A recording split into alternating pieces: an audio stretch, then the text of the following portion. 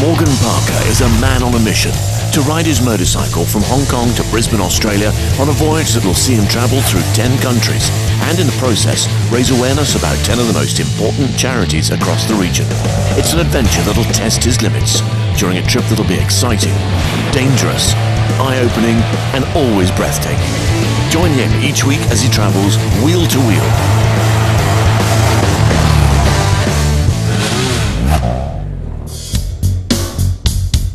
After his first water crossing from Malaysia, we join Morgan in Indonesia as he begins the longest stint of his expedition. It was fitting that I begin my journey through Indonesia, a country of over 17,000 islands, on a boat rather than a motorcycle. But there I was, about to cross the Malacca Strait from Malaysia to Sumatra. I'd already ridden over 12,000 kilometers through 7 countries, but this was, remarkably, my first water crossing. It had become customary during the expedition to improvise, so getting my bike on and off the passenger ferry was a case of using whatever resources I could find nearby. So we've rented this trawler to get my bike, which is up there on the commercial ferry that we came across from Malaysia on. We're going to take this crane and lift up my bike and carry it over the water and land it here. So I'll tell you what, this is going to be unbelievable. I hope it all works.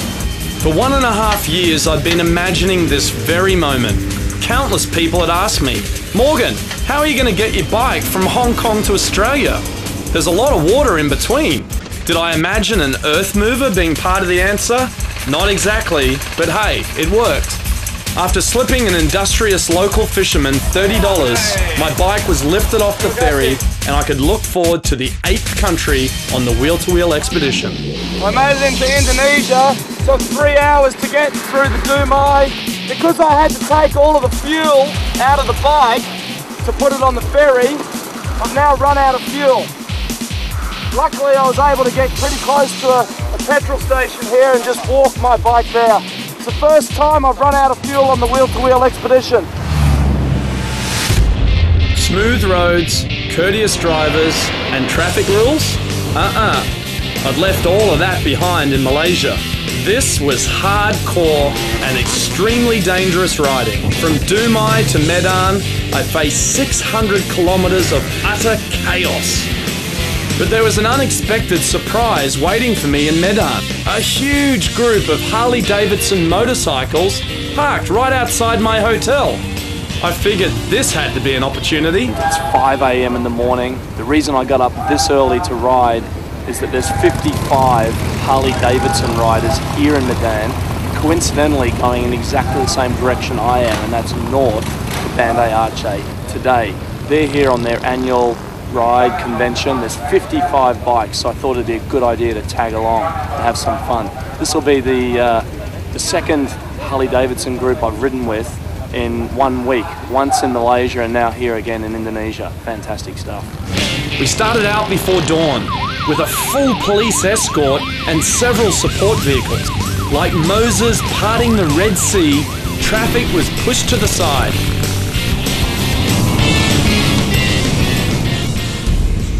Unfortunately, the enjoyable ride didn't last long. The leader of the Harley-Davidson group collided head-on with another bike. Both he and his wife, who was riding on the back, were badly injured. It was a stark reminder of the dangers I faced on the Indonesian roads. And what you see here is the result of a collision between one of our Harley riders and a scooter. Thankfully, no one has died. The people that were hit, a pedestrian and a scooter, have been taken away to hospital. The Harley riders are still on the ground. They are alive, perhaps a broken leg. Riding in Indonesia is still extremely dangerous. Feeling slightly unsettled and extremely cautious, I had to leave the Harley group and press on to Banda Aceh. I was to meet Ian Singleton and our designated charity, Pan Eco. I arrived at dusk, not sure what to expect in a town that was devastated by the 2004 Boxing Day tsunami. The Aceh region, on the northern tip of Sumatra, was the closest piece of land to the massive earthquake's epicenter. Entire villages disappeared and 170,000 Indonesians died under the sea's awesome power. Although large parts of Banda Aceh have been rebuilt, everywhere I went I encountered reminders of the tragedy. From the people I spoke to, who'd lost family and friends, to this ship, which was carried inland by a wave and now serves as a kind of chilling memorial to that day. 5 kilometres away from the coastline in the centre of Banda Aceh, and what you see here is an enormous boat, which is I'm told is a power station, floating power station. It must be over 100 metres long. It's absolutely enormous and looks very heavy. The tsunami picked it up like a feather and dumped it here, and this is where it remains. Again, incredible, the power of these tsunamis. Just decimated the area around. You see a lot of new buildings that have been built in the last 7 years surrounding this area. And then this old thing, unbelievable. When I saw the scale of recovery required here, I couldn't help but admire the resilience of the local people.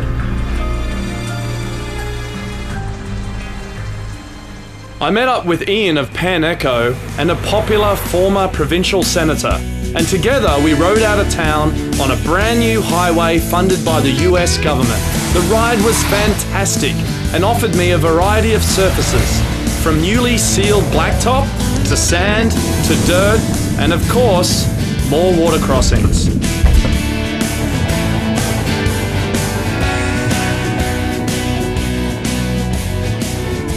We're partway into one of the most magnificent rides I've ever had in my life, and certainly on the wheel-to-wheel expedition, driving south from Banda Aceh along the west coast of Sumatra. This area was absolutely torn apart by the tsunami on the 26th of December 2004. One of the most dramatic examples of the damage that was done is this island out here never used to be an island. It used to actually be connected to the mainland here. So this entire sea has been created as a result of the tsunami. We continued down the west coast to Malabo to join Ed and the rest of the Siren crew. That night, we celebrated our reunion in the house of a local village chief. There were no guest houses in this part of Sumatra, so the chief and his family welcomed our entire group. After a simple meal, we bunked down on the floor for a few hours sleep before the next day's journey began. We were going to trek deep into the jungle with Pan Eco to document one of the world's worst but little known environmental devastations.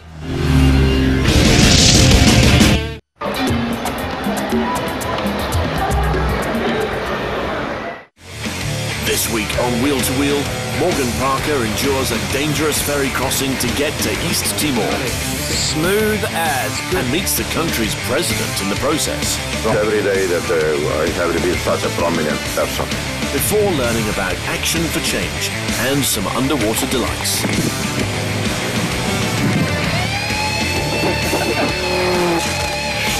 Wheel to Wheel, next on Nat Geo Adventure. I woke before dawn to gather my thoughts and prepare for the grueling trip ahead.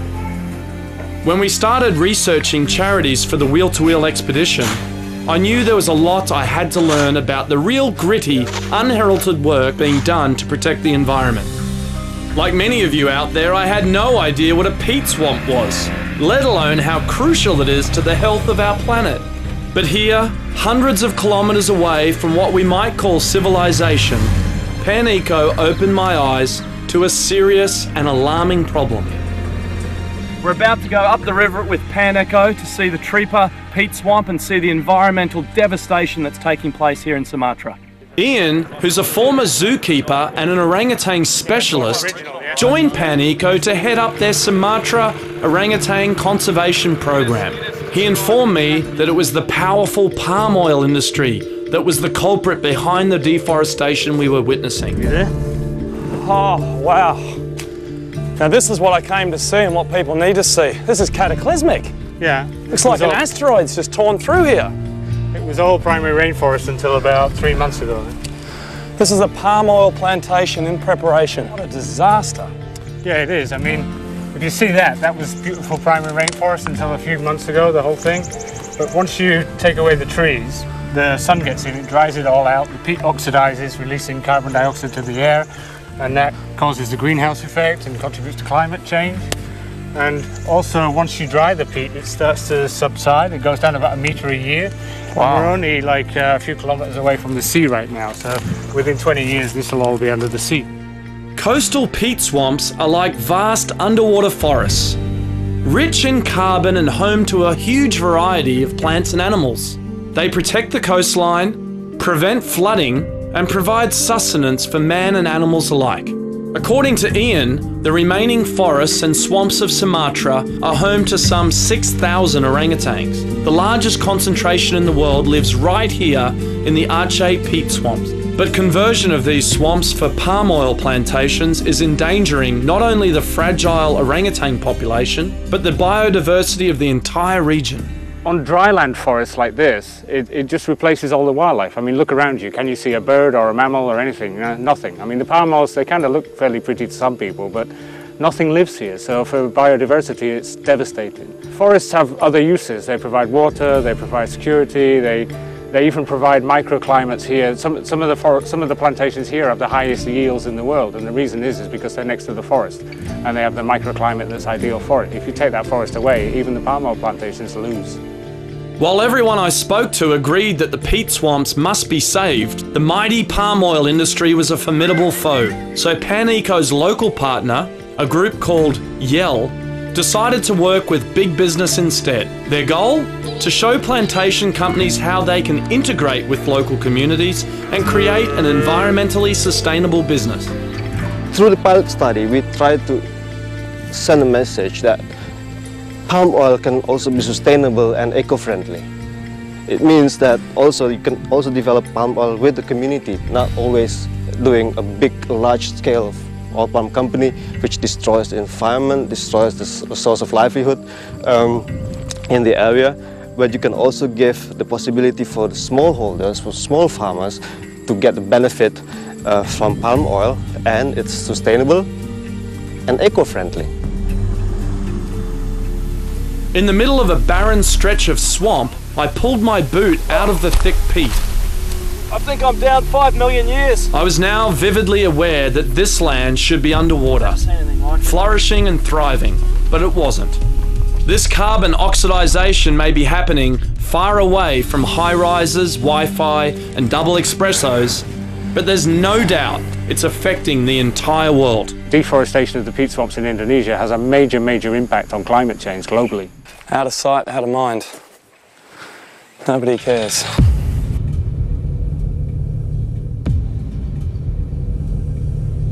This is particularly important to me, and the reason I wanted to come here on Wheel to Wheel is this isn't just a case of cutting down a forest and the burning of the trees and the release of smoke into the atmosphere.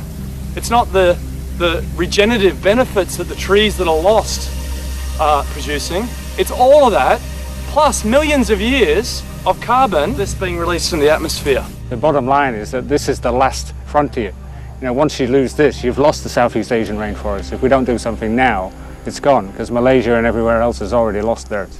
It was time to continue my journey with PanEco, venturing to more remote locations along the west coast, to hopefully understand more about Sumatra's special environmental importance. My time in Sumatra has been bittersweet. You've got epic rides, beautiful scenery, palm trees, the beach, but I've also got the sinister environmental degradation that PanEco is working on. Travelling out there into remote areas to see it is just mind-boggling. The riding has been the most difficult of the whole wheel-to-wheel expedition. Millions of cars, bikes, buses all over the roads, just absolute chaos. Riding on the sand, gravel, mud, dirt, blacktop here and there, potholes everywhere. There's only one thing left to do.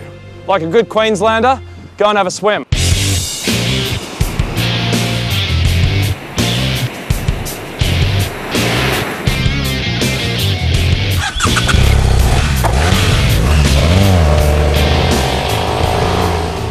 We drove south to a historically pivotal yet relatively unknown spot called Lake Toba. As we crossed a beautiful green mountain pass, we realized we were actually riding over the lip of an ancient volcano and down into its crater where a huge lake had formed. This is Lake Toba, which is we're actually sitting in the caldera of a volcanic eruption, which is the biggest volcanic eruption ever recorded anywhere on the planet. And all geologists in the world know this lake as the Toba event, which is a black line. Anywhere, even in Greenland, you find the Toba event. But this erupted about 75,000 years ago, and at the same time, the people studying the human genome have concluded that the human race went through a genetic bottleneck between 2,000 and 10,000 people at the same time. And the fauna of the seas changed dramatically overnight about the same time. So this eruption basically put the world into a nuclear winter for God knows how many years, but a major, major event in the history of the planet. In the shadow of the great volcano, we took the opportunity to relax and enjoy the local culture for an afternoon. My last excursion with Ian was the passion that drew him to Indonesia in the first place. Here at Pan Eco's orangutan conservation facility, orangutans that were once kept illegally as pets are cared for and ultimately returned to the wild. Like so many of the people I'd encountered on my expedition, Ian had found his life's work. He was dedicated, well-informed, and absolutely committed to this cause. What gets me, what makes me passionate, is the fact that it's all needless, yeah? It's pointless. And all the excuses that these companies come up with for developing peat swamps, and how much it contributes to local economies and stuff. I mean, you saw yourself driving through these areas with peat swamp plantations that have been there for decades. And the people are living in what? Yeah? They're living in little wooden houses, their schools are made of wood and they have no books. You know, exactly the same as it was 40 years ago. They haven't benefited at all. The whole issue to me was very powerful, and when I first started talking with Ian Singleton, he was just such a great bloke and with a very deep academic background as well, with immense knowledge on the subject. And also very passionate, of course, about the orangutan habitat loss, which is another consequence of these palm oil conversions going on. I started to realise just how wide and how deep this issue is, and it was something that was very compelling to me. We had to get involved in, and I really feel strongly about the work that they're doing, and I hope that they can bring about some change. Late Toba to Jakarta. It was going to be an epic solo ride down Sumatra to get to the Java ferry. Time to stretch myself to the very limits. Time for the most challenging 2 days of my life.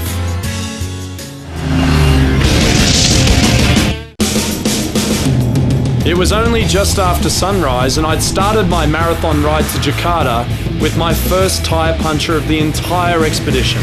After 70 days riding, it was bound to happen, especially on roads as bad as these. Luckily, I rolled down a hill and found a repair shop in a tiny village.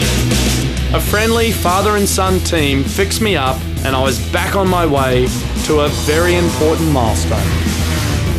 And after 70 days riding from Hong Kong and leaving on the 1st of March, I'm finally here at the equator. Bye-bye North, hello South. The urgency I felt to push myself, to keep on schedule, was not helped at all by the horrendous condition of the roads. Hairpin turns, potholes, oncoming traffic, it was all madness. Plus, I'd completely underestimated the sheer size of Sumatra. The distance I rode in 2 days was the equivalent of driving from Canada to Mexico through the United States.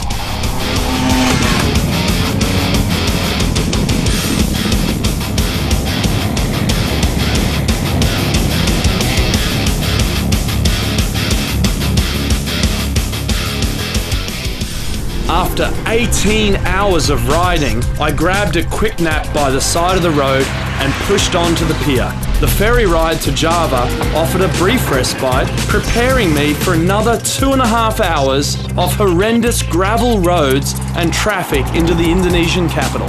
I can't tell you how relieved I was to switch off my bike in front of the Meridian Hotel in Jakarta. I've been on the go for 45 hours. Had a 6-hour break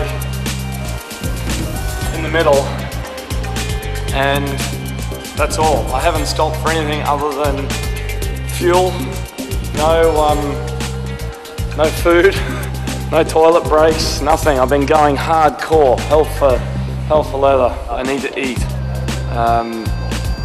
I can't believe I made it 2 days without eating. Just goes to show. So I just want some food. Surprisingly, I'm not that tired. So I'm just keen to sit back and relax and enjoy what Jakarta has to offer. Cheeseburger and a milkshake.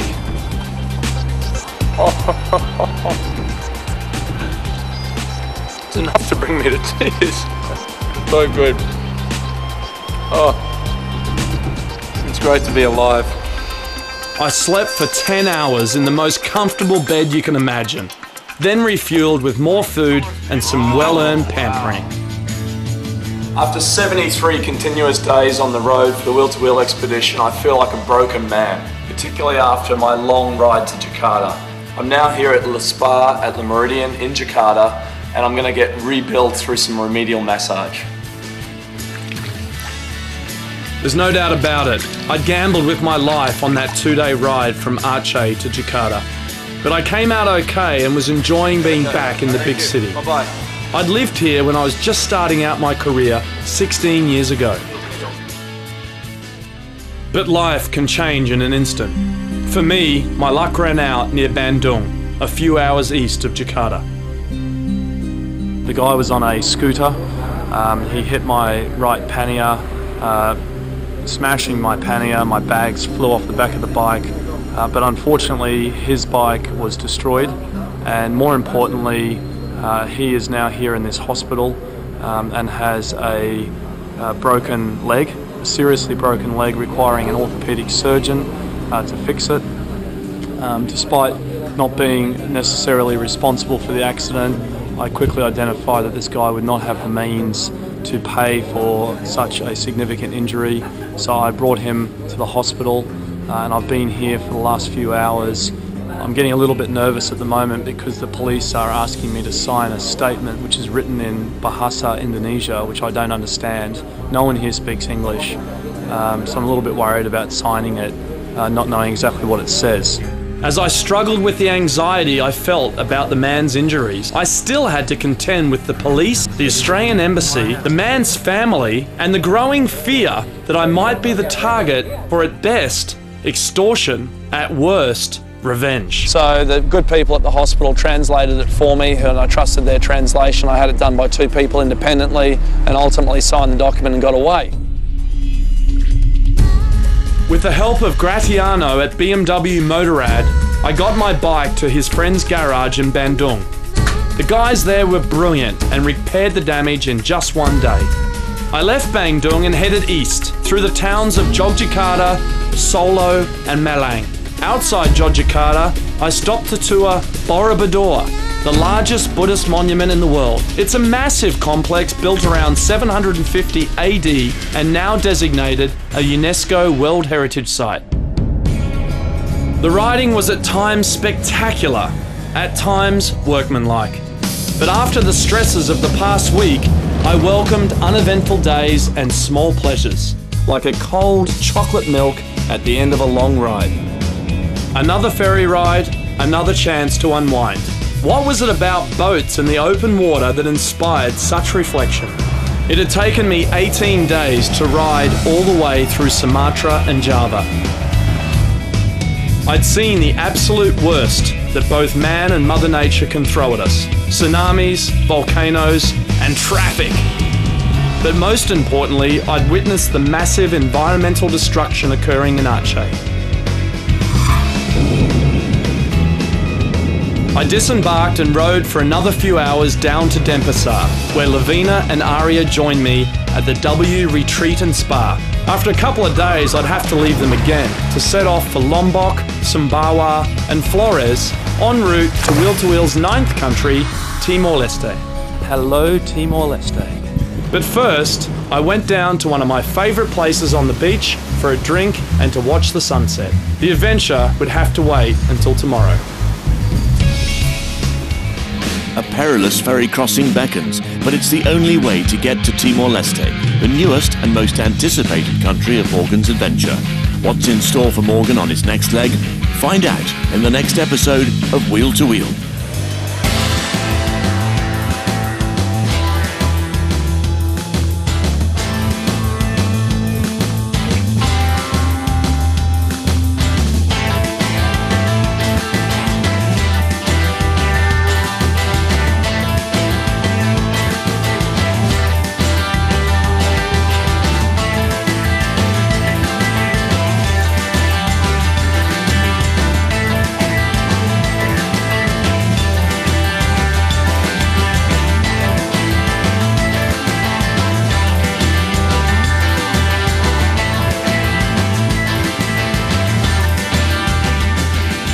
For more information, please visit wheel2wheel.tv.